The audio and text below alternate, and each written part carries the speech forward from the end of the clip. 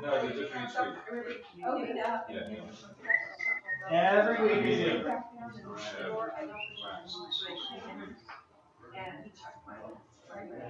Okay, we'll try to make sure no one knocks over the table. So everybody who's sitting, if you need a pen or anything, top plate there, the actual quick little question answer portion is just to kind of get people to be a little more involved in this exercise and being in this class and learning. So feel free to take a couple moments, take a look at those questions. You might be asked to answer one, which means you should have something written down to talk about. So it helps. You can try.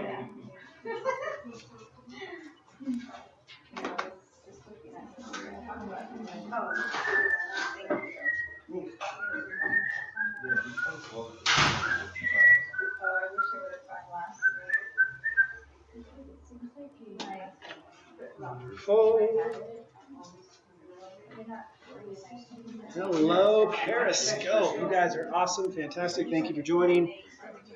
Ustream, anybody that's out there, feel free, drop some information on either Facebook or Twitter. We will get a simulcast for this event approximately 3 days after today. So if you're catching us online, feel free to send questions. brilliancenutrition@gmail.com or joseph@rrsuperfoods.com. Thank you.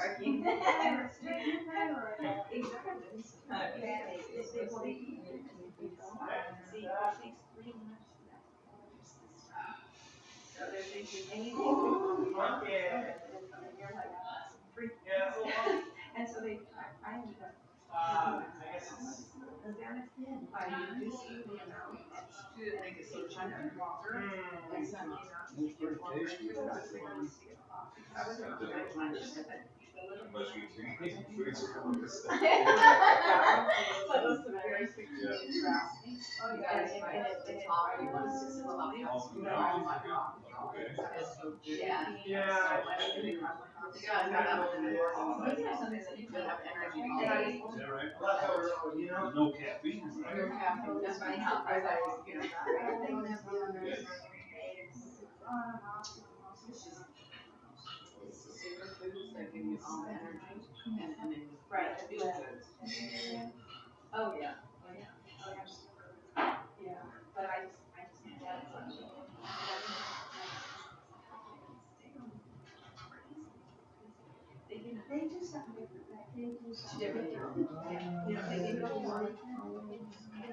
Okay, everyone got all the answers down? A lot of them, they're not even like textbook answers where you can get them even wrong. It's just asking your opinion. It's not that hard.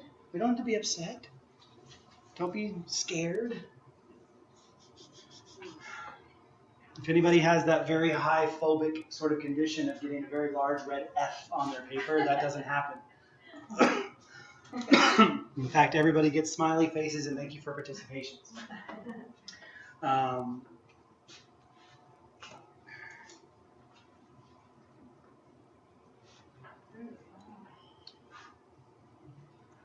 sun's up. It's like hot now. It's just no reason for this. No reason. The way it was. I know. Put my name on there. I know.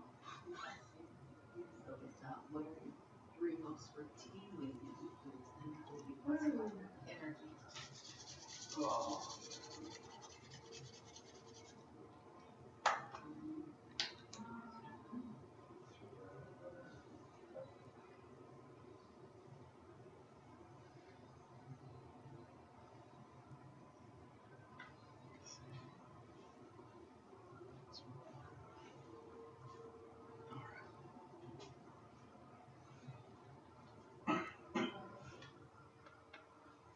It's fine. Don't be stumped.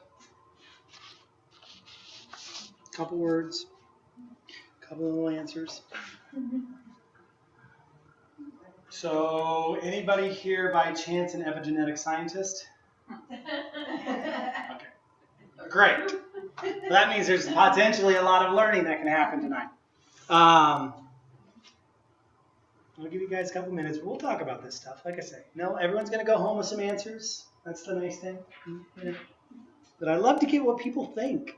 How you come to class tells me how I have to work with the class. That's the great part about understanding things like this. 612. Okay.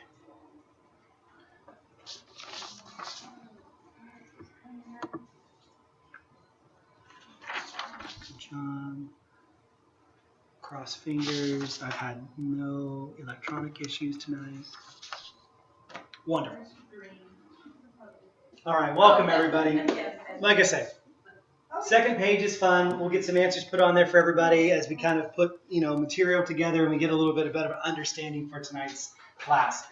This is a subject matter that I know for sure if I talk too quickly, please stop me, ask for explanation, go, let me get to some detail. I want this to be something that actually works for you and with you, and therefore isn't something that just kind of flops over top of the head and you're like, I don't know, he said something about eat better food. I really want to get the understanding because this is the way you can start controlling conversations with other people when they talk about why do you eat organic food?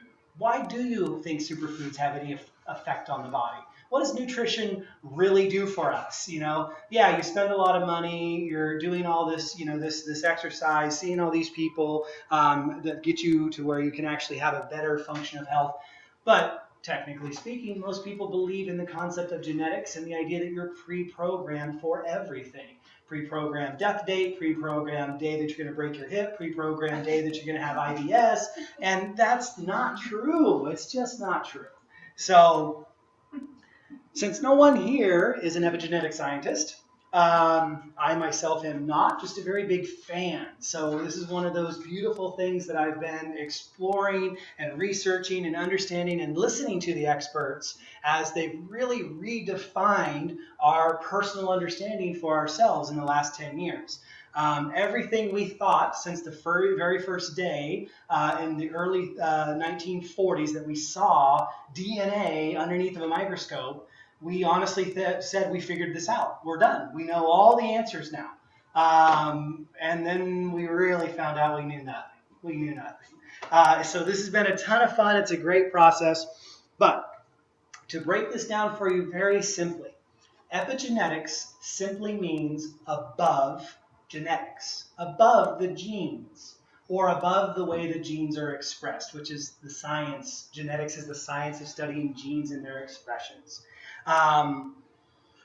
We have been through this process of trying to formulate better ideas and understanding in really every aspect. In diet and nutrition, we thought that cholesterol was horrible. Now we think cholesterol is great. And we thought only vegan was the way to go. And now we say, hey, listen, paleo has its place as well, too. We've gone from trans fats to really honestly saying that we need medium chain triglycerides. It's so unique how, and I think that's why people struggle just a little bit on the yo-yo effect of, I open up my Google browser, I type in a single word like protein, and the idea is there are 1,000 different people's opinions on what that means, how you're supposed to do it, and how it's supposed to work. Epigenetics honestly confuses the whole pile and makes things really tough to actually get past, because if you don't understand that part in terms of macronutrients and micronutrients, it's really another big step to get to the point where you, wait a minute, if I do certain things, I can control my genes. Um, our first little group participation, the answer that I want everybody to kind of, see who's paying attention right now is, what is your definition of DNA? Your genes that you're inherited. Okay, genes that are inherited. Okay. It's the cell description of chemicals. Okay, cell description of chemicals. Okay. Mine is method my cell regeneration structure. Okay. No, I get what you're saying. I like that. That's that you're getting right a little bit closer to the idea. Here's the interesting piece in this that I love for everybody. Deoxynucleic nucleic acids are very important. They are, we thought, the brain of our cell. Here's the funny thing. You can pull DNA out of a cell and it'll still live. It can't reproduce, but it'll still live for a long time after taking the actual DNA out. But the interesting piece here is that DNA is a program or a pattern. And that's what we've understood and we call genes, is we actually have very tiny pieces in this very long program and pattern. And in a simple sort of understanding, the idea is you have a plan or design, an architectural plan to build a house. If you would just not follow the plan and pour the concrete on top and then destroy the house, the idea is you didn't follow the plan. Concrete first, then the first floor, then the second floor, and then a roof. And that's, when we really understand that, that's what DNA is it's this precept of Blueprint. It's a blueprint, yes. And actually what's beautiful is this blueprint, when wound up, actually doesn't even cover the pinpoint of a needle's head in order for it to actually be observed. It's actually much smaller than that, about 300 times smaller than the pin of a needle. Stretched out, though, the interesting part is it could actually wrap around the entire Earth 4 times, because that's how compressed the information is that's inside our DNA. Now, we need to understand the power in that. That means if you have the blueprints and you get to see the blueprints, then you can kind of build almost anything. I don't know if anybody has small children, grandchildren, but they get these things called Legos, and Legos have this booklet that helps you build this pile of little plastic bricks together. And if you didn't have that booklet, I doubt anybody could see the picture and just start putting it together and make it all work and actually use all the pieces the way they're supposed to be. They're getting so cool and very complex, and I'm just so in love with the fact that my kids let me work with them and actually do this process. But your Lego pieces are these genes, and yes, mother and father developed from gametes, the gametes, sperm and egg, combined in order to take those chromosomes and actually give you 23 from each side, 46 total, in order for us to be able to have our body's expressions. So that's kind of just the background, the detail, the information to kind of get us started. I love the idea of getting people to think about this type of information, because it's tough. No one really wants to think about this every single day, all day long, unless you're kind of like me. But it is one of those where when you know this, it makes a very big difference, because all of a sudden, every bite you take, if you're told, it actually has an effect on that DNA code and how that blueprint is read. Now we're getting serious. Now it actually means something. So it's interesting because we've actually gone through, and I jumped very far ahead. The way we try to start every Thursday is by actually doing our breathing exercises and doing our nice, 1-minute meditation in order to actually just get ourselves outside of that zone. I blame it on the time change, because right now everything's blamed on the time change. So I jumped in, and I'd love for everybody to actually get through the breathing exercise to get things moving. The way we do this for anybody who's new and joining us for the first time is we just try to take a very long inhalation, about 7 seconds, a very long exhalation, about 8 seconds. We do that twice for 30 seconds, and then we just kind of have nothing happening for 30 seconds and then we get on with the rest of the actual event this evening and all the information. So if you follow along with me, I'll do the counting, and then for the 30 seconds to nothing, I'll be quiet so that way you don't have to listen to me for just a small portion. But if you'll really focus on the diaphragm, that's the place where we actually do all of our good breathing. Is if we use those muscles, they're important.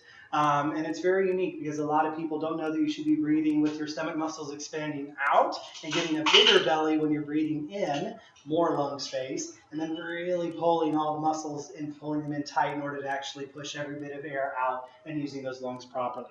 But to go along with this, like I said, 7 seconds of breath in. And you're holding for a couple of seconds there on top, full lungs, and then 8 seconds of breath out. And you want to kind of go all the way down to the point where, technically speaking, there's no air left in there, and then 7 seconds of breath in. The second one always feels so much better. Holding for a couple seconds, and then 8 seconds of breath out. And then just 30 seconds of normal breathing, and then we'll get on to the rest of it.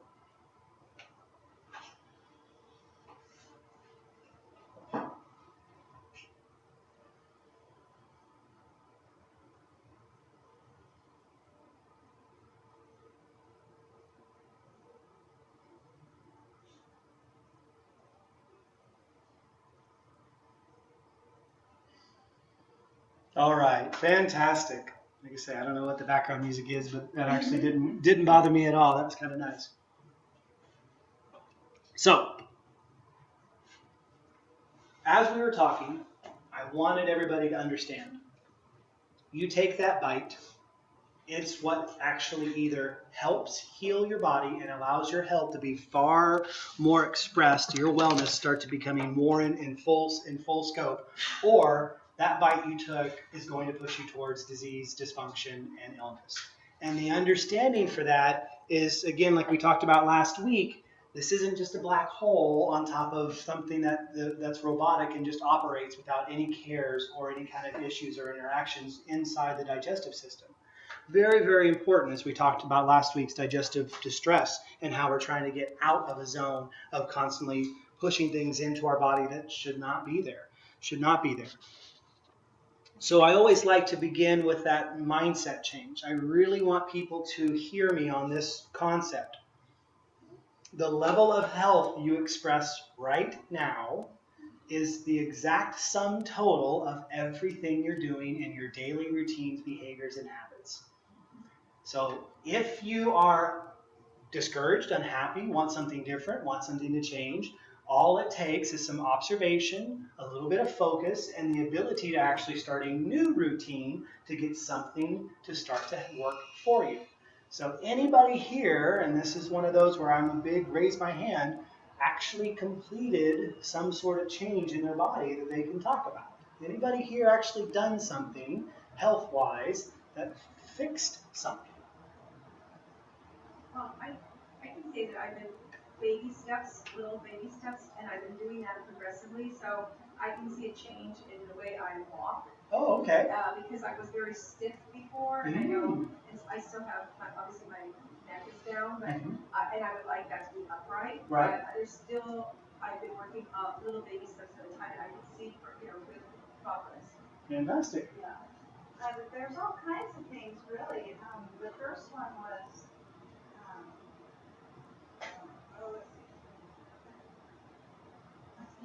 I forget. There's so many of them. The lungs are better. Oh yeah, I used to have wheat belly. So I went off all the grains, and this is almost 2 years ago. Went off all the grains and doing the morning mix and a lot of the others in here, and my digestion is, I don't have headaches anymore. Yeah, fantastic. So improving in those ways. Here's that concept. And a lot of people talking to bigger crowds, especially companies, it seems like, that have a very wide age range, most people are stuck in the genetics concept. The idea is if you had that stomach pain, if you had the stiffness in your body, well, that was your genes. Can't do anything about it. That's what was there. And the idea of trying to actually make a change is incredulous to most people. They don't even understand that what happens for individuals who have a major life event, diagnosis of cancer, major chronic illness, some sort of incident that actually says, I'm going to do things differently from this point forward, and they end up with a brand new body. They end up with things working very differently inside their system. They have proven epigenetics to operate and actually function.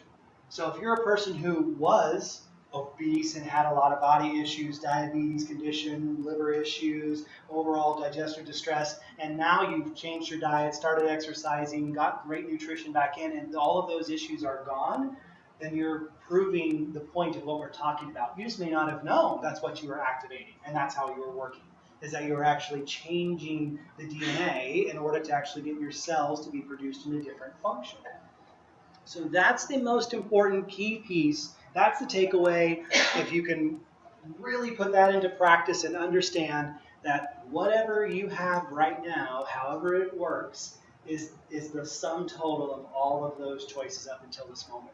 You can't blame your parents, you can't blame a grandparent, you can't blame any person who's come before you in your family line. Now you can say, Mom, Dad, Grandma, Grandpa, why did you make it hard for me? That's something you could say because everybody, again, their DNA actually is giving them kind of what we call proclivity. The idea is that it begins to start that process. But it's your choices, your decisions that actually make it get worse and turn disease into disease, and then illness, and then chronic issues, and then death. Or the idea is you actually say, that doesn't work so well for me. I'd like to have something different happen. So that's the important piece. I just want that to be an understanding before we kind of go into a lot of the other stuff. Now, here's the funny part. The internal environment is one that we can control a lot of what goes on inside our bodies. We can control the level of water and the type of water we drink. We can control the food and the type of food and the styles of food we eat. We can control our vitamins, our supplements. We can control a lot of things. We can try to improve our air quality. We can try to decrease our stress. But there's still going to be environmental influences that are causing our body to consistently adapt to what's going on around us. And that's where a lot of people, again, say, well, if a child is born with a disease, how does this work? I don't understand.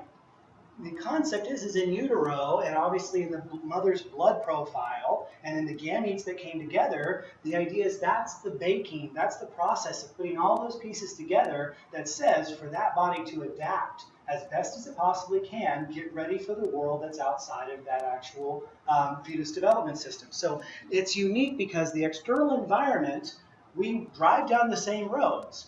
I don't stop at places that have big red and yellow signs. That means I don't get involved in a lot of the fast food processes. Other people drive the same road and see those signs and they automatically get hungry and have to stop in for $1.99 or whatever value menu meal. Now this is a problem because that's where you can see how you're actually doing a very interesting sort of change there. It took me probably 5 years to get out of the mode of stopping by those places for food until I really honestly realized that that's not food. That had to be the expression that I had to keep saying. And I'm here at this place again. I'm looking at the menu and I'm going, wow, there's like 98 items and not a single one of them contain really any food at all. And then you're like, well, maybe the yogurt has some fruit on top. Okay, maybe that's real food. But this is the interesting part. The external environment, we can't always control the gross global scale of toxicities, but we can control a lot about how we represent that and what happens inside our body. I really want this to not be something where people walk away from tonight. I want them to go away and actually say, I have a personal responsibility to myself. I was given this body, I'm supposed to take care of it. Yeah, maybe I wasn't given all the right information, and maybe I've been doing a lot of things that don't really work well for me, but how can I start making steps and changes? Little baby steps taking you from where you are right now to wherever your goals might be set in front of you. And that's one of the great concepts in this whole process is if you want to go from disease or issues inside the body, dysfunction, to health, well, that's a different zone. There are steps involved in that process. And then if you want to go from being healthy to actually being very optimized and having the greatest expression of your health, that's a whole nother step. That's a whole nother level. So when you're on this process, It is just the same application, just used in different ways to try to get the most out of the human body, to try to get the most out of our expression, and be able to deal with our environment in the best way possible. So I can't stop the Pacific Ocean shutdown. I really can't stop the chemtrail program. I can't stop the fact that the sun's not really working anymore. There's so many things going on that I can't control. But each day I'm given a choice. These products that are surrounding us here are the basics of most of my dietary structure and food sources, and they're what keep me feeling and believing that I'm actually eating in the right way for myself and my family. So, the big difference here, and like I said, is that if you believe genetics, you are a prisoner in your own body. That means you can't do anything about it. You're stuck. You were given this, thanks mom and dad. You can put everything on them, make no responsibility choices. Your level of expression is something the doctor says, yep, you're stuck with this for the rest of your life.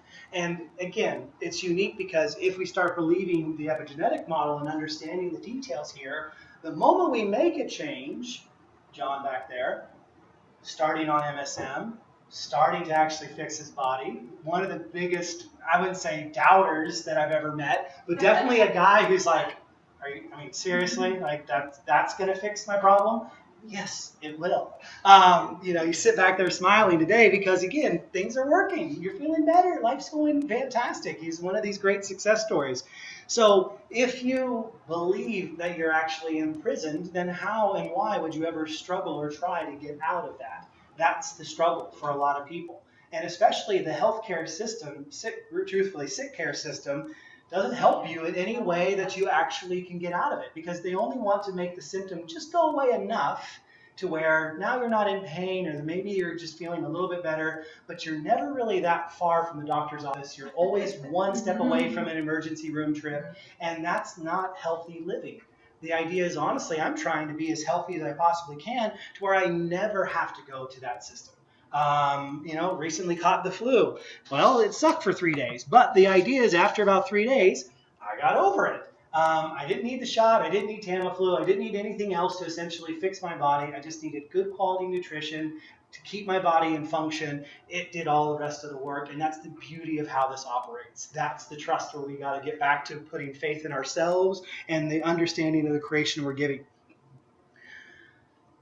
One of the things that's very tough about epigenetics is that in Southern California, especially, Southwest United States, our environment doesn't change much. We don't have 4 seasons. We don't think about eating differently, different times of the year. We eat kind of consistently. Our grocery store provides us everything we could possibly want. There's no reason to really change your recipes to where we can understand that the scenery setting the stage for our bodies, we get into kind of a little bit of disillusion. We think we can eat, a diet structure all the time that will work for us perfectly, and that's not the case.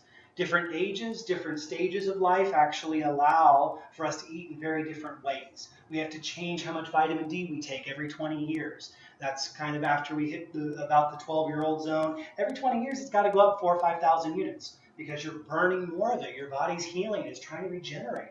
Our need for omega nutrition starts to increase. We go from about 2 to 3 grams to about 6 grams from the ages of anywhere between 10 to 20 all the way up to 50 to 60. And again, it should probably be even double that when we get to the point in zone where we believe cognitive dysfunction is happening very routinely. So it's unique to me because what happens is you sort of start playing the game to where you're watching what's happening and then you keep adjusting yourself. You keep adjusting your inputs. You just keep trying to decide, how do I need to best feed me right now? What's my problem? Where's my solution? And how do I eat my way successfully? Just like Pac-Man, he goes around the little labyrinth and he eats little pieces in order to get through the whole maze. And when you get done with that level, the idea is you start over on the next level and learn how to do it again. This process is really important because that's where I think it's so critical for most people to understand. You can't eat one particular style of nutrition one solid way every single day of your life. I don't care if it's the biscuit, eggs, gravy kind of mentality and the idea of 32-ounce porterhouse steaks your whole life. It's not going to support you. It might feel great at 20, 25, and then it starts actually kind of kicking your butt, and it actually makes a lot of things really bad. You can't be the solid 3 to 4 per night beer drinker all the way through your life and expect it to work perfectly for you. because you're sending environmental signals and you're treating your system in a way, it'll try to adapt for it. And it'll probably be okay for a very long time. And you'll think, oh, I'm fine, I'm fine, I'm fine. Oh no, I'm in the hospital, I'm not fine. So that's a unique place again for starting to understand how to get our health back into our own system. That power of choice is really what we offer here. That's what we do here more than anything. The concept is if you were walking into a standard grocery store, I don't know if you go to normal grocery stores anymore. I really don't. I don't buy anything at a normal grocery store except for cat food and cat sand. That's about the only thing that's actually worth it there. Everything else, honestly, But it's very funny. Different floor plans, different aisles, same damn products across the board in every single store you go to. And they don't let you understand that food can be in different ways, different options. They don't give you a choice. There's a lot of different packages owned by 4 or 5 companies that make you think like you're choosing, but really it's all the same type of food, just wound up in different ways. And this is cheesy flavor and that's barbecue flavor, and there's really no difference. And we need to understand that we have to start choosing a different system. It's so important for me, and what a lot of times I do to work with people is get your food production back in your kitchen. Then you finally have control on everything that's going into each meal that you're preparing for yourself.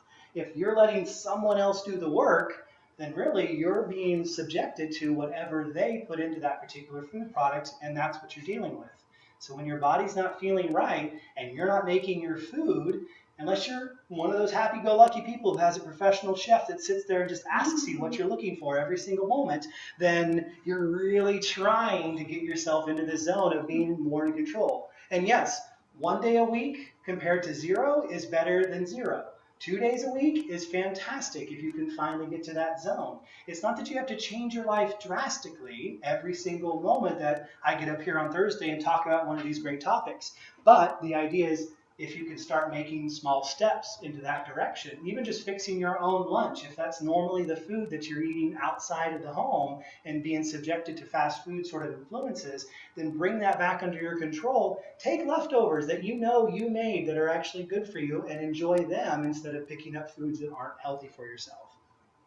Very, very key to get that power of choice back into our lives. So, who here wants to be very honest and actually say a couple of the food choices that they're routinely eating on a day-to-day basis?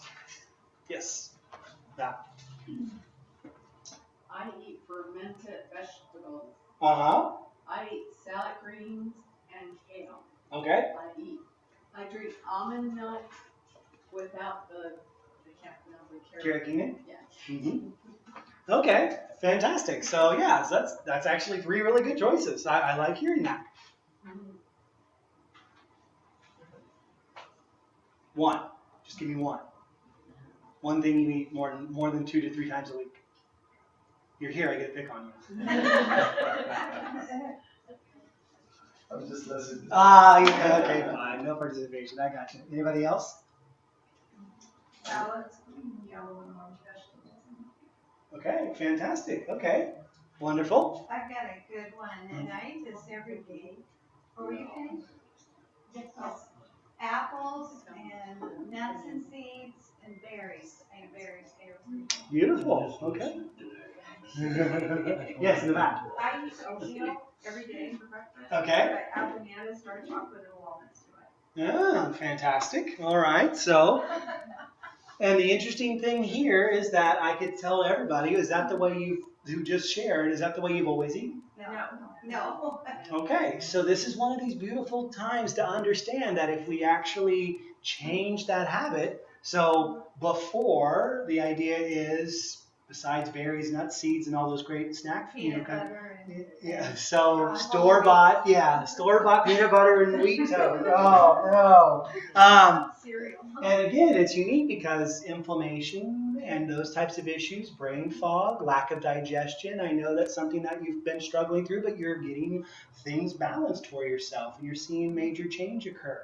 So that's just, again, one of these fantastic opportunities to understand that whatever, if you list honestly, the things that you're eating and just put a tally mark by them each week in order to understand how you're treating yourself, and you're not happy by the time you get to Saturday with what's been going in, that's that place to start. That's this power that you can finally start executing. Food undeniably influences our level of health. There's no, I've talked to so many doctors, oncologists, I've talked to surgeons, orthopedics, and I mean, just a ton of different professionals. And honestly, they go, yeah, nutrition really has nothing to do with it. And I just don't understand how that gets to be the point until I actually got to spend some time talking to one of the UCLA medical staff and the people who actually set the curriculum for training new doctors. And I was really shocked and amazed because I was blown away that they're like, oh yeah, we do nutrition. We take some classes in nutrition. Oh, well, what classes? Well, we do like a 6-week smoothie course because people like smoothies. And then we actually spend some time talking about how to eat if you're diabetic. And I'm like, okay, so nothing about inflammation, nothing about digestion, nothing about preventative cancer health. It's just not even, nope, we don't really have time for that. And yet, that's the place that we need to be sitting and understanding how to be healthcare professionals, meaning taking care of healthy people and keeping them that way, versus the sick care side. Yes, Nancy? I had a surgeon who claimed that you get all your vitamins you need in 1 week from one Big Mac. Oh, And I couldn't believe he said that, but he was a surgeon, and Big Mac's, again, I think honestly, if you took Big Mac and burnt it, the funny thing is I think it only has about 30% of real food even in it. Most of it's styrofoam and plastic and wood pulp.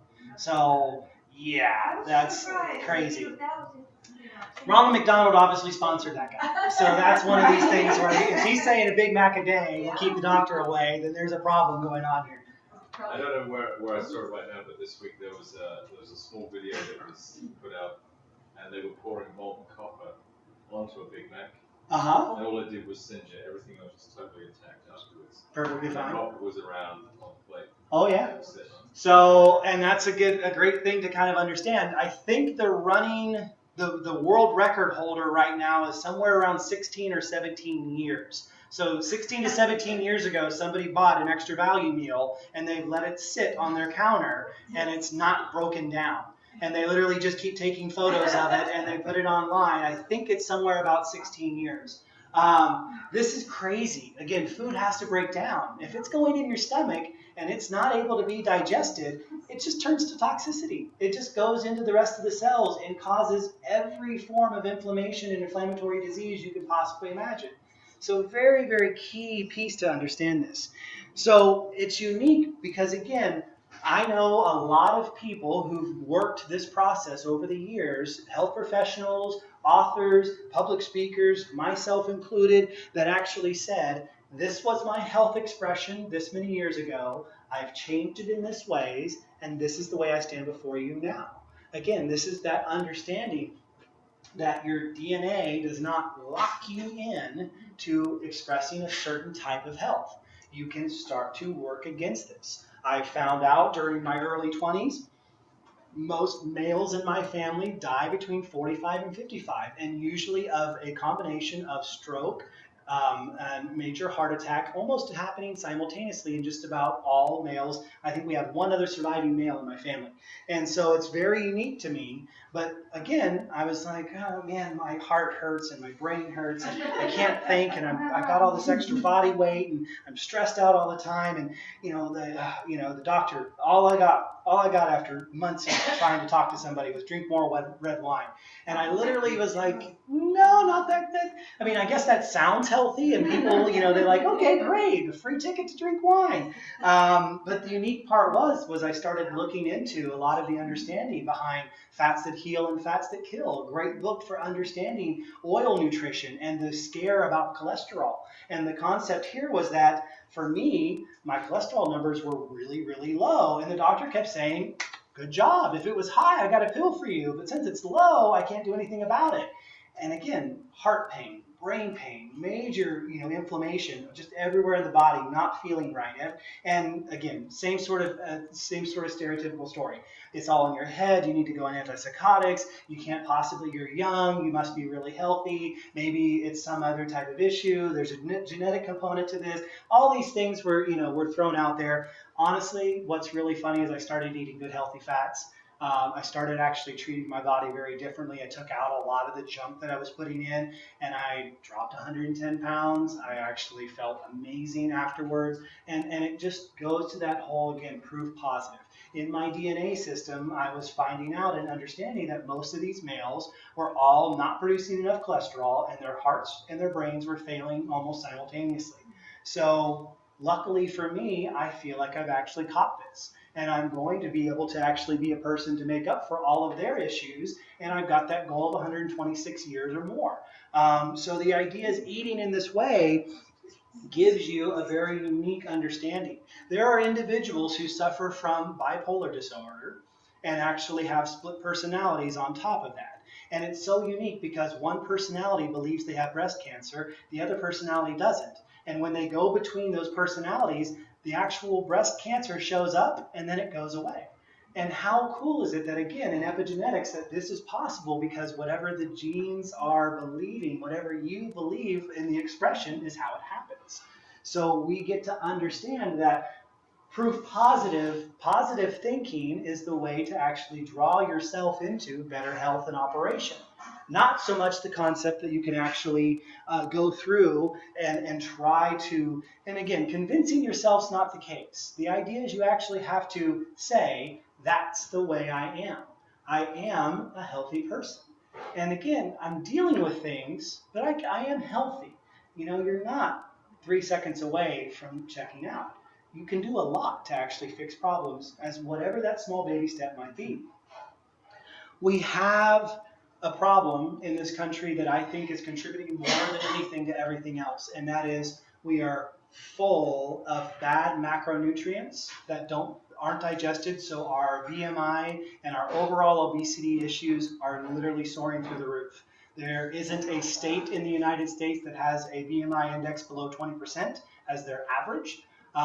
We have actually more states, I think it's somewhere in the 15 to 16 number, that are actually their average is 50% BMI. BMI stands for body mass index. So you're getting an understanding for how much extra weight that people are carrying throughout the United States. And yet, most of us are suffering from malnutrition. So body size, body mass is not actually the solution or the key to great health.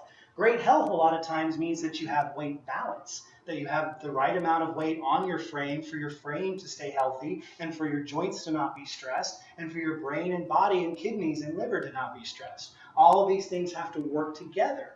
So key and so critical. So a lot of times we've always thought being extra large actually gives you the ability to be quote unquote well fed. Our country, it's kind of the opposite. We're seeing that happen in very much so a reverse condition. And the bigger you are, a lot of times it means you're actually suffering from more malnutrition. Definite concern. As we are malnourished, the idea is our body can't do the function that it needs to. So we start actually having issues, and this is one we'll talk a little bit about in a second. But the pharmaceutical system that is existing, I called it a sick care program. The concept is that you're literally treating a symptom that showed up because of some type of other body dysfunction over the long course of time. So because you now have an aching knee, you end up taking certain drugs in order to stop the arthritis that's developed. And the idea is it's actually a deficiency that began many years ago that you have to try to eat your way out of that solution and try to get yourself to be healthy. Fix the reason why that knee started dysfunctioning in the first place instead of just putting on pain pills, getting surgery, replacing it out. The idea is you're not solving a problem then. You're actually really just masking it over. You're not taking the responsibility in order to understand. And a lot of times these pharmaceuticals cause more deficiency in certain organs. Thyroid pills, glucose pills, blood pressure pills, all actually create more dysfunction in the human body. They don't allow you to actually have a natural system of control, which if you just got to those root issues, those deficiencies, and ate your way out of the problem, you would be able to go back to normal function. Lifestyle pharmaceuticals should not be an end goal condition. We shouldn't think, and that's part of us as consumers, we shouldn't think, oh, I'm of that age, pharmaceuticals just must be a part of my life. That's not true. That's never true. It was never true. There are many places in this world where people are living 110, 120 years, zero pharmaceutical use. So why are they so able to do that? And here we believe 65, well, just pop the pills and quote unquote be ready to check out as quick as possible. This is a condition in America where we've trained ourselves to operate and believe in a very certain way that we're not effective once we stop paying taxes. I just don't get that anymore. That just doesn't make any sense to me. We want to be able to actually have high levels of health and production in our bodies for years to come after we're done with actually doing all of the laboring system. And that's one of these things. A lot of people put a majority of their life off until they retire, instead of actually experiencing the best that they can throughout the entire years that they get in order to be a beautiful and wonderful experiential system for this human body. Just to talk about what you were saying, I just saw my doctor today, which is Oh. I got a wonderful bill of health, but instead of like asking me about me, he sat there and he told me a story. I thought it was odd. I hadn't seen him for a year. He told me the story about Obamacare and how they're trying to get 40 million people on Obamacare, but he says they're not making doctors fast enough, so doctors are being so overwhelmed that they've got the PAs, and the PAs are now taking over where they spend all this time and money to become a doctor, can't even do the doctor, so they're very angry, they're very frustrated, and then you don't get good service from the PA the way you would from a doctor who is really trying to help you, with some idea. So I was told that I didn't have anything wrong with me when I told the OB that I had pain up here, and so she said, well, just do the mail. So I was getting an appointment for the mail, and the person was taking my information and said, oh, and by the way, do you have any pain? I said, yeah, I have a lot of pain. She says, oh, well, you have to get a certain kind of, ultrasound and I can't do it until you don't have it on your paperwork. I said, well, I told her how much pain I was in. She says, I don't know, you gotta go back. I went back, and before I went back, they were trying to almost not let me have that mail because they were saying, oh, well, I don't see on the chart she said anything about you having pain or anything. I said, well, I'm having pain, So it was like a fight over the phone. So finally they said, well, you come in and see someone else. And as soon as I saw the other person, they said, you have to, make sure we'll get all the tests you need at this point because you have a lot of pain right now. Yeah. Now, she said, maybe just something else. And he expressed something because he is a doctor. He said that it could be like an inflammation kind of situation on the chest part from I forget what he explained, from maybe bronchial problem from before when I was younger. And he said, well, you can get what you do. He knows other than health. He says, if you can't, what you do to keep working against, get rid of the inflammation, that pain will probably go away. And I said, yeah, I remember it wasn't there before it comes, and it went, and it's because I need to go back on these Maspalia, pills. And so he was telling me that in general, that there's the population's growing. He told me details of how much per year, and at the same time, he's trying to tell me what I finally figured out, because I kind of figured this all out before, but the government doesn't want to have people pass the tax page. They don't, and they kind of have their own way of, in the whole system of things that they just die off. Yeah. Actually, it's funny. I just heard that they're actually going to allow for any person to do elective assisted suicide at any point in time past 67 years old. That too. That's scary. Do you know how many times I've heard of people who actually go in for like a toenail clipping issue or whatever and end up with like a right arm amputation?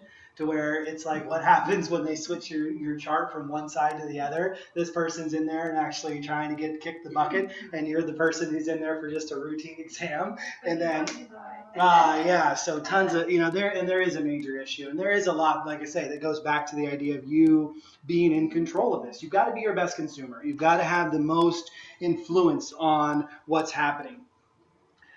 We know that our issue exists in a deeper condition, and that is the soil that we essentially are putting all of our plant material into and trying to grow from on large agribusiness is actually completely depleting all of the biomaterial, all of the magnesium, all the sulfur, everything that we're trying to get out of the ground is gone. And that's one of the things to where 100 years ago they weren't suffering from a lot of these issues. We've literally depleted that problem, and until Yellowstone pops off again and allows for there to be a nice ashen cloud to cover 3/4 of the United States and really put some more mineral back into the soil, we're stuck. The interesting piece here is that this is where you've got to be choosing foods that a lot of time are grown in separate locations that have volcanic activity or different styles of soil that haven't been ultra depleted, the way that the breadbasket and the Central Valley of California and the Great Plains of the United States have just been depleted on this idea of megacrop corn, megacrop soy used in so many different iterations and not being able to go through the ability to actually replenish the soils very effectively. And we've got to understand for ourselves, every emotion you contain, every emotion you express actually has an effect on your body. Stress is the biggest contributor to the beginnings of disease.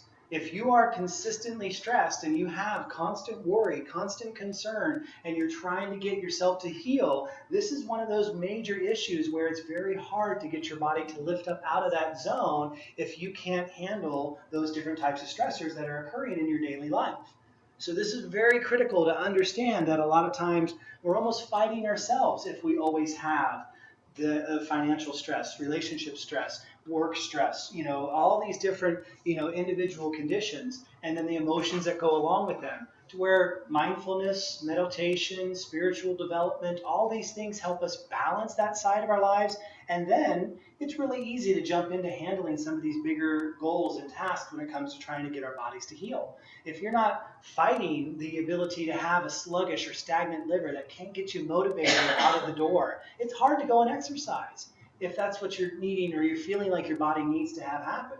If you've got major liver stagnation, it's just not going to occur. If you're worried all the time, we know that it actually drops the function out of the lungs.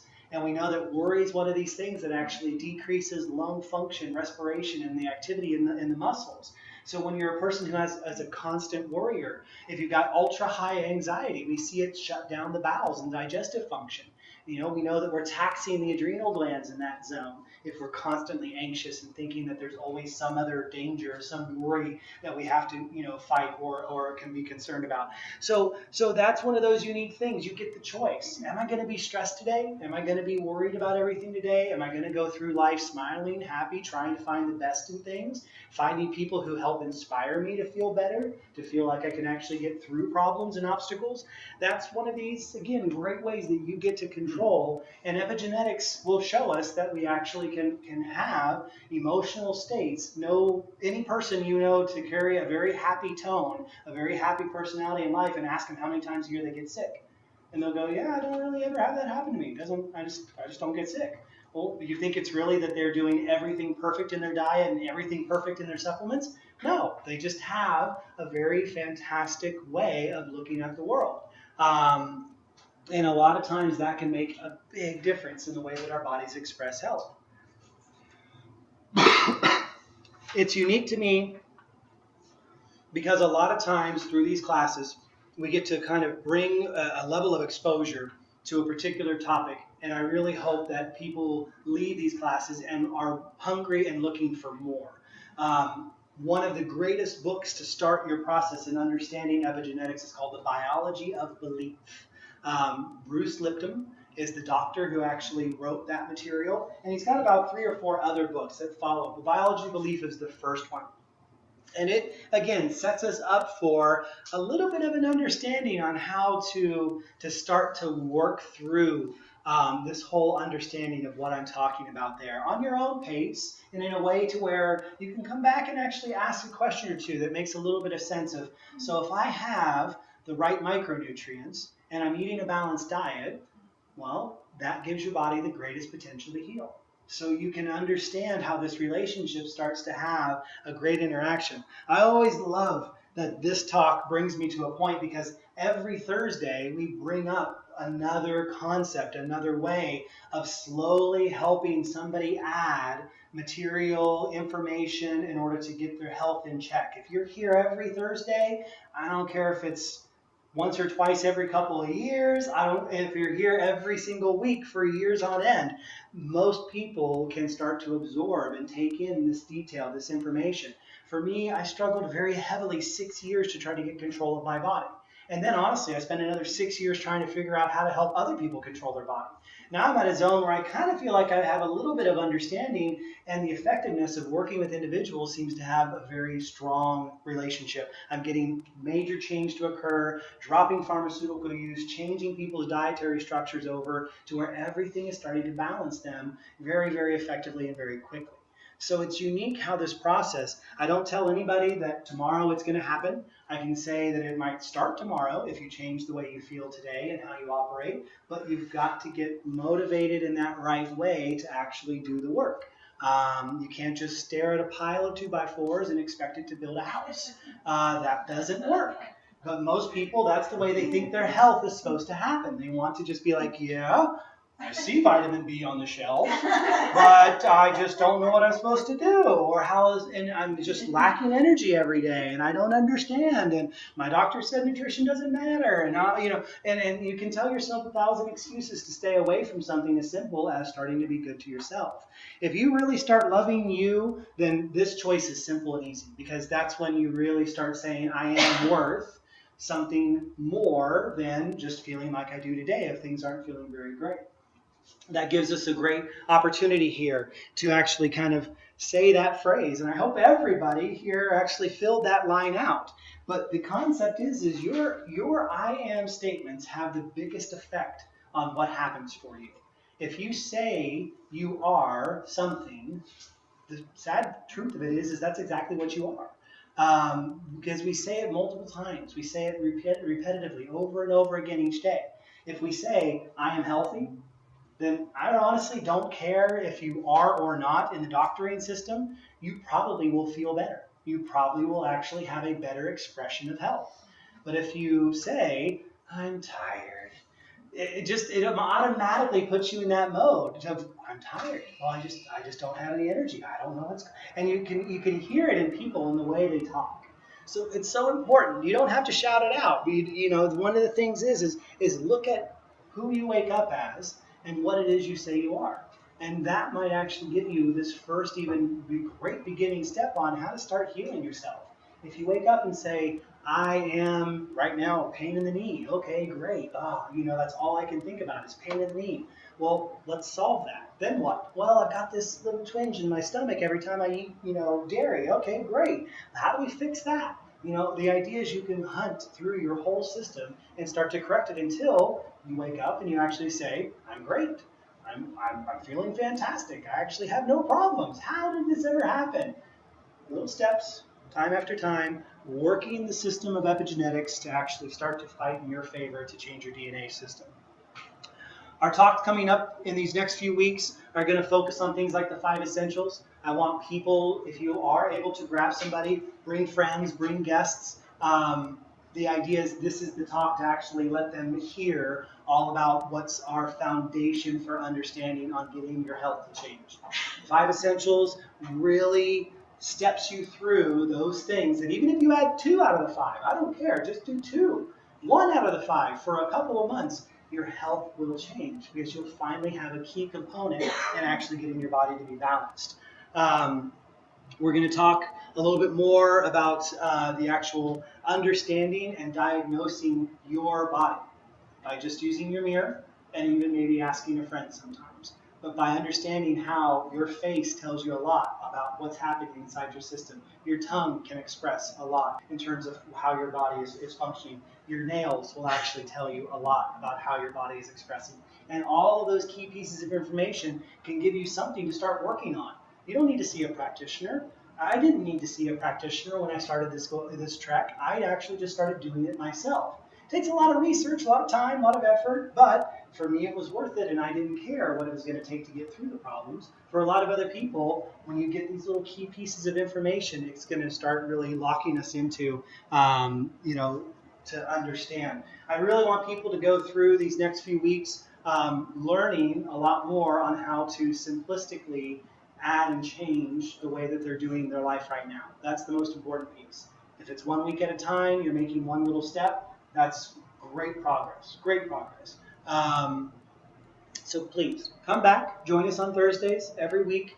Every time we're here, we will always have all the products available, 10% off for anybody who's coming on Thursdays. That way you can actually enjoy just a little discount on coming and supporting us when we do these health lectures and talks. It's important to, again, ask your questions, know what answers you need for yourself on how to try to get things to start to work or operate. And if you need extra time, extra care, anything like that, feel free. Drop me your email, let me know that information, or contact me at my office.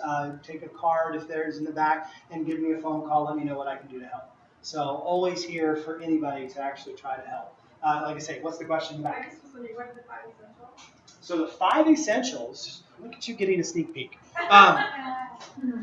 Sulfur, magnesium, iodine, vitamin D, and omega oils. Sulfur is the MSM, right? MSM. Very, very key critical pieces in the idea of healing the human body. I think everybody here has at least experienced in one shape or form some of those items in order to actually have them change over the way the body is operating. So critical in this process. The last one. The last one. Omega oils. Very good. Quick question about the omega oils. I know I take more, I'm gonna know Mhm. on that. But when I do my lab work, I always have, I'm not at the high level, but I'm always almost at the high level of having it. So I'm always absorbing it. So do I need to change that? Because I know I can't take the liquid, so I take the vitamins. I mean the capsule. So you're I'm just saying the lab doesn't show that I don't have it. I'm showing that I'm good on it. That you're not deficient. I'm not deficient in that. still necessary. No, I know, but what I'm saying is, because of that, do I need to go to something different? The big thing there is, again, it's very rare for them to actually do blood testing on omega oils, unless it's like SpectraCell. Yeah, I have that. Okay, so SpectraCell, yes. So if they're showing that all your omegas are in the sufficiency zone, the great thing is that you just maybe want to look at different sources. It's, again, sometimes very critical and key to not make everything be plant sourced and everything be animal sourced. We want to have a little bit of both interacting for the body. So if you're using like the blue ice from Green Pastures there and getting the cod or skate oil, sometimes it's actually fantastic to go and switch over to, and I don't see it in the cabinet this time, but things like Sanchi or chia seed oil. Is there any capsules or no? Oh yeah, there are capsules for a lot of those. But that's one of those where play around with it a little more. If you are being good about getting your levels up there and keeping them consistent, ultimately they're the cellular protectors. They're the powerhouses of anti-inflammatory for keeping the blood extra healthy and thin and moving. So omegas are definitely one of those. Don't drop them off completely. Oh, no, I never do, yeah. But the idea is, maybe move them around a little bit. Try some different flavors. But that's an omega up there too. Correct. So we have the omega-3, the super liquid here. So there's only 2, or 3, I guess. So fantastic material there. Focused on, again, How many times a day would you use? that depends on how much inflammation and what you're trying to correct. If you're looking for a lot of great brain health, then the idea is, honestly, I don't think you can get enough until you start to feel like your cognitive function is starting to improve. So obviously on the expenditure of it, I would say at least 2 to 3 droppers for most people. But one of the big things with omega oil is you use more of them at night than you do during the day, because that's when your brain's actually doing a lot of its overall correction and regeneration and anti-inflammatory function. So if you're taking 1 dose during the day and then 2 doses at night, that actually can help the overall process for the human body. And leave it under your tongue for 20 minutes. No. Again, leave it on the tongue for 5 to 6 seconds. I mean, the idea is honestly just to let it be mixing in with the amylase that we produce in the saliva. But no, the oils actually do have to go through the digestive process, be touched by the gallbladder. You're not going to be just absorbing them in the mouth. They need to go through the actual digestive system. If you don't have a gallbladder, that can get you into some trouble, because gallbladders are what produce lipase, and lipase is very essential for breaking down fats. So a lot of times there is some insufficiencies that can happen if you've lost that particular organ. Like I said, my class that's coming up called Keep Your Organs, very, very critical for people who are considering, if you know anybody out there who's on the verge of getting some type of surgery, just let's hold off for 2 seconds and think about this. When is that one? When is that class? It'll probably be towards the end of April. I figure right after tax season, right? I just lost a kidney and I have to pay taxes. So it's definitely one of those process. We'll have the schedule coming up here in the next week or so, and look for that online at Facebook for anybody who's trying to figure out what the schedule is. Alternative rich sources of HGH besides goji-berries. There's not much. That's the problem with HGH. You have to produce it yourself. And that takes a non-stressed adrenal gland system, which doesn't allow and create the overall excitation from adrenaline in the bloodstream, and finally gets the pituitary gland to calm and produce all of the great HGH that it needs to. What is that? Human growth hormone. Oh. So there are bovine sources where, technically speaking, they're sucking it out of cows and making steroids from them. The big thing is don't take HCG. A lot of people go after HCG thinking it has a proclivity to reducing HGH. And I don't see it that often, and the dosing has to be really, really high, and it's just not a functional. What's nice is Bob Marshall does have the amino HGH here, so this is nice because you're again finding that this is working on simply building the overall amino acid components in order for HGH to be the byproduct. So he's helping assist the body to start to develop the way, and this is a great marine algae source as well too. So there is that HGH function there. For people to understand about HGH, the idea is we actually do trail off its production, and it's definitely part of the great anti-aging vitality system for keeping our bodies in overall great health. But a lot of times, like I say, it is tough to find it in food sources. If you're eating raw bone marrow, that can help. I know that is an actual source for it. And some organ meats do have some. What did you say? Bone marrow? Oh, so the bone, You said soup? boil it, right? Raw bone marrow. Oh, not It's the- tough for a lot of people. Not the brine. But the idea is, like I say, food sources for certain things have to, you gotta find it. The big thing with HGH and all proteins and hormones in the body is just make sure you've got great cholesterol counts and you've got a very rich amino acid diet. That's the most important key. Your body can make HGH, but it has to have all the proper components to it. And so when you're deficient on certain amino acids, then you can actually not allow for the HGH production to be at its highest inside the human body. And then how do you know if you're deficient of amino acids? Take a blood test. Oh. Or you can even, saliva test is usually better for most hormones. But blood testing can give you at least an understanding for how much HGH you have at the moment. I need an iron supplement. I usually take various sulfate, but it's just too harsh on my body. Yeah. So I stopped taking it, but I definitely see a decline in energy. Mhm. What could I take on a daily basis that would help? So, everybody, Iodine. no. That's funny though. I love that. Last week you were right on point. This week, just Magnesium. okay, so turn your tape recorders on because this is the thing. Iron deficiency has nothing to do with iron. Nothing. It actually is a copper issue. Our bodies are very, very deficient in copper. Again, this is one of those very interesting trace elements that we have to find through different types of bacteria that fix it into certain plants. Things like cacao give us a lot of copper. That's actually one of the better food sources for it. Some of our shellfish that isn't contaminated by the Deepwater Horizon event or Fukushima, if you can find good shellfish, has decent copper. Or what's beautiful is there is actually ionic copper to where you can take it like a liquid source. And that's probably the easiest for absorption. But copper helps actually bind the iron into our hemoglobin and allows for it to stay inside our red blood cells. So when people talk about having low iron, what they really should be saying is my hemoglobin doesn't seem to carry iron inside my red blood cells very effectively. Usually when you actually take the blood sample, your serum iron count is actually very high. It's not being absorbed because you don't have copper. If you need any assistance past that, the other thing is never focus on ferrous or ferric sources for iron. Only go to greens for iron supplements, things like spirulina, barley grass. Greens have a fantastic iron source to get it back into the body and let it be absorbed more effectively, but you need to boost proferrin. Proferrin is the compound, again, that allows for your body to digest irons and put them in the body and not letting them oxidize in order to turn into ferric iron.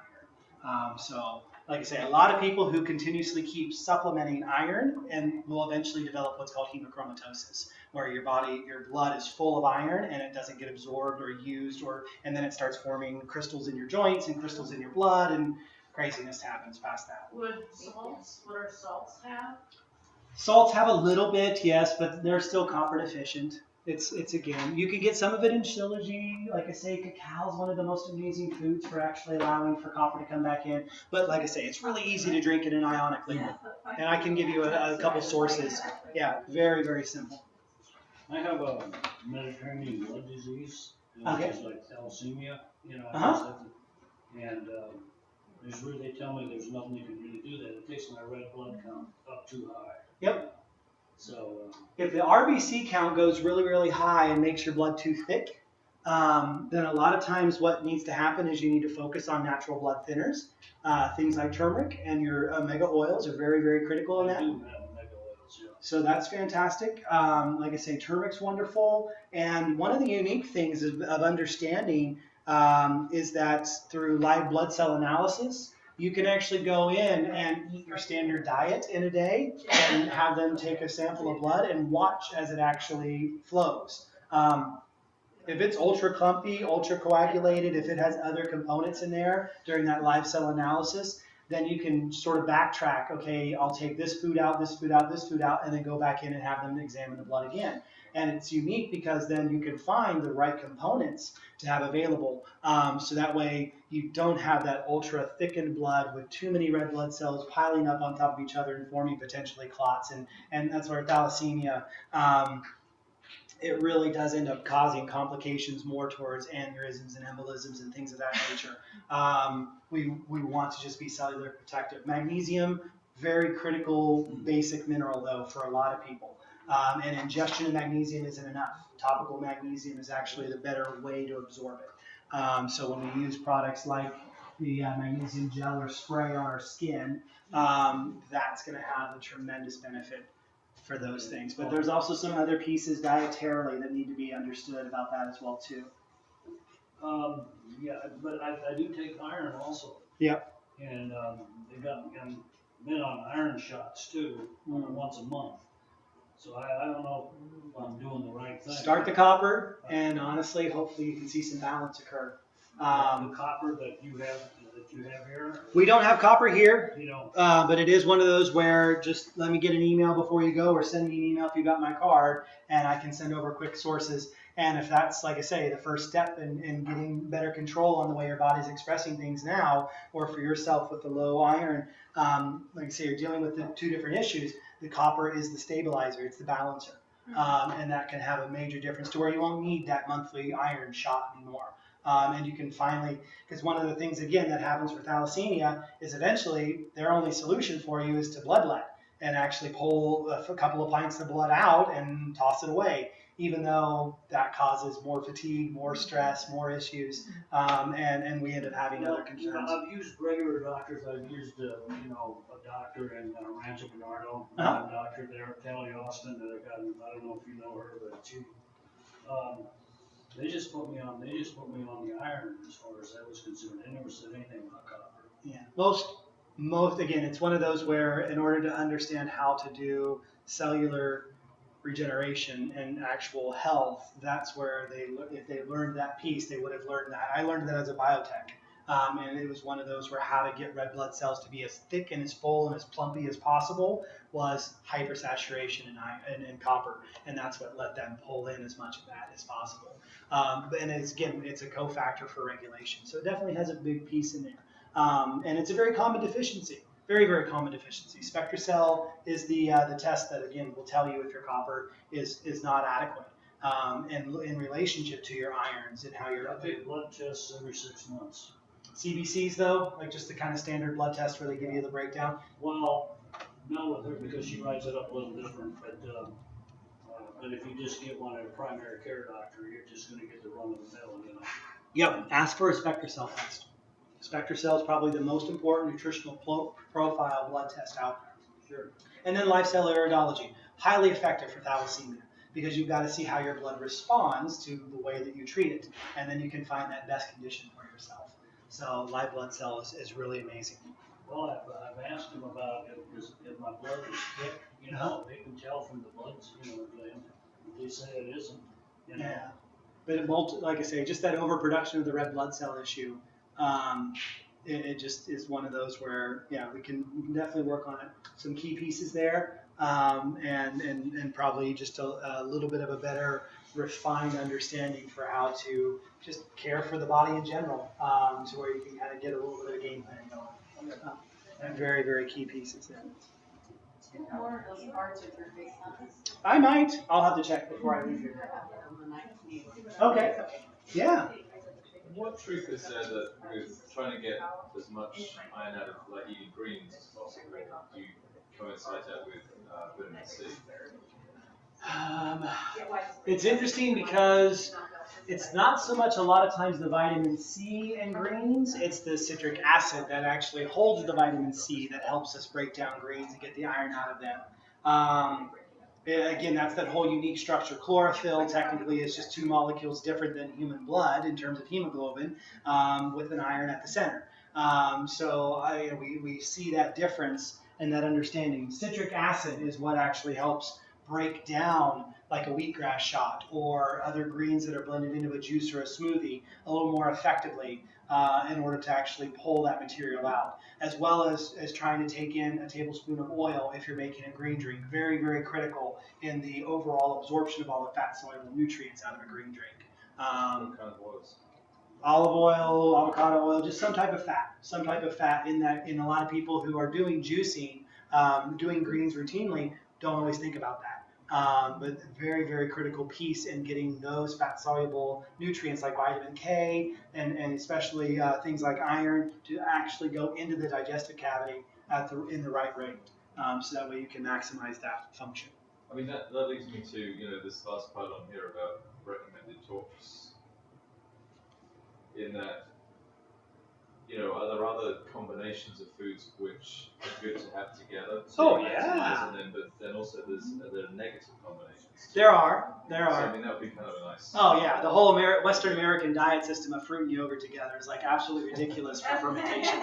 Everyone does it, and I'm like, no, that's just not going to work well inside your stomach. There are a lot of things like that. That's where we get people, diabetics who eat cereal and fruit. They don't realize it's 30 seconds to 30 minutes of jump from the fruit, and then an hour and a half to 2 hours of jump on their blood sugar values from the cereal. So you just doubled up, increasing your overall diabetic profile.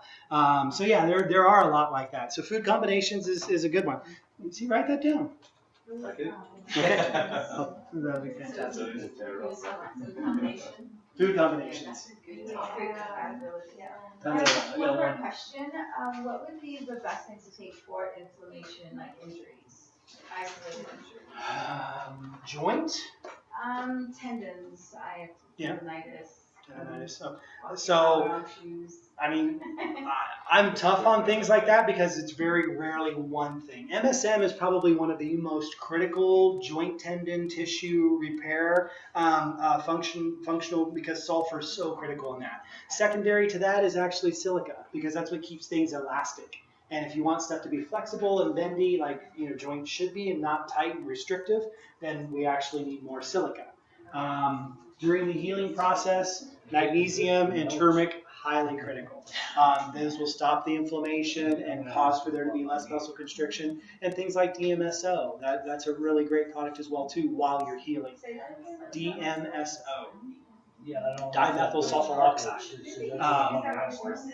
Yes, they do use that on horses. Yeah, that's what I found. Yep. I just did a research a long time ago for arthritis, and I remember. DMSO. Yeah. It's very, very good for arthritis. I agree. Yeah, you were talking about knee problems earlier, and you would see if I had one replaced. Oh yeah. And this one here, they tell me shot too, but I don't want to go through surgery again. So, is there anything that will build? Oh yeah. I think there's a lot of stuff that comes in the mail, Yeah, garbage, there is a bunch of garbage out there. I'm lucky enough to work with one of the actual top 5 stem cell therapist doctors who rebuilds cartilage and regenerates tissue inside joints all the time. So Dr. Tierney is a person who actually works out of my office and works with us over here at the Wellness Center. So the other key piece in this is actually barefoot walking. Barefoot. The problem with rubber-soled shoes, as much as they make us feel comfortable, if you never allow for your actual heel to hit the ground properly, it doesn't send the signal into the knee for it to produce hyaluronic acid. You're probably right about that, but I played so many sports in my time. I know.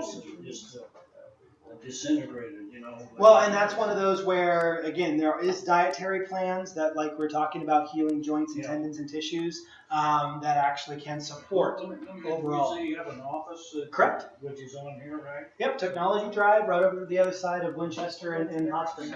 Okay. Yep. Yeah, it'll be fun. Yeah, bring them over. We'll have a great time. But no, there's tons of things you can do to stop the swelling, to decrease the inflammation, because your body will try to heal it. But we just don't ever do enough to really assist that process. We actually a lot of times just keep doing the same behaviors and habits and routines, and we don't ever eat in the way. I also had prolotherapy injected into this one, with the Yeah. doctor up in Santa Monica. Okay. And he did that, and he drew blood out and Pulls the spine, took the best part and shot it back in there, but I didn't get any help from that, it just either that or he did it wrong, but he's supposed to be one of the better ones in the business. Yeah, I honestly, it's tough because, again, there are echelons when it comes to doctors. Yeah. There's doctors who do a great job, there's doctors who do a mediocre job, and there's doctors who do an absolutely horrible job. To get the one that actually does it right, Yeah. I got it right. I just happened to be in the middle of the country where they get together from all over the world to teach each other, and I got for free. I'll shoot the prolotherapy. It totally works. You might have got yours at a better time than I got mine. Well, and there's just been so many advancements in the last 10 years on stem cell therapy as well too. That's just so interesting these days. The way they even care for the cells, the doubling factor, and there's a lot that can go into that. So. Fantastic. Thank you everybody for joining this evening. This has been a ton of fun. I hope you have a great night. It's definitely one of those where I thank everybody who made it out, especially John, for being in support this evening and not speaking too much. But if you ever need anything, buddy, just let me know. Well, next week, like I say, we'll be working through our next topic. I want to say is not the 5 essentials. Oh, hair, skin, nails, superfood complexion, how to look beautiful from the inside out. So bring your ultra vain friends. I want that to happen. Yes, fantastic. Thank you for coming, sir. Just give me a call or send me a quick email and let me know what we can do to kind of start that whole process for you. I'm actually observing one of my clients next week fix the inside of his torn rotator cuff and his broken scapula injury. I've had problems here, you know, my bicep erupted that thing. Yep. I says, well, I'm just about ready to check out. They got a pill for that. Yeah, cyanide. No, there's definitely some great things to do, and we never have to give up if we don't feel like it. That's not cacao. That's cocoa. This is cocoa, isn't it? That's cacao there. I think I want. Oh, you want The one, the.